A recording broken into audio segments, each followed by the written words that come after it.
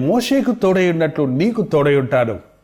ఇక మీదట నీవు ఈ జనాంగాన్ని వాగ్దాన భూమిలోనికి నడిపించాలి. నీవు కాలు పెట్టే స్థలాన్ని నీకిస్తాను. నేను నీకు తోడై ఉంటాను. ఏ మనుష్యుడును నీ ఎదుట నిలువలేడు. కాబట్టి నిబ్బరము కలిగి ధైర్యంగా ఉండు అని యెహోషువతో చెప్తూ ఉన్నాడు. దేవుని వాగ్దానాలు గొప్పవి. ఆయన మనకెప్పుడు మంచి మంచి వాగ్దానాలు ఇస్తాడు. నేను నీకు తోడుంటానంటాడు. నేను నిన్ను బలపరుస్తానంటాడు.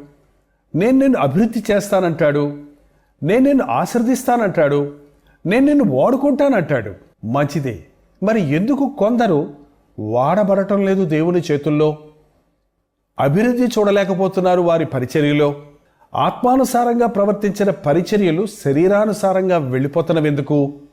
ప్రారంభం బాగున్నప్పటికీ ముగింపు సరిలేకపోవడానికి కారణమేంటి? చూడండి, దేవుని వాగ్దానాలు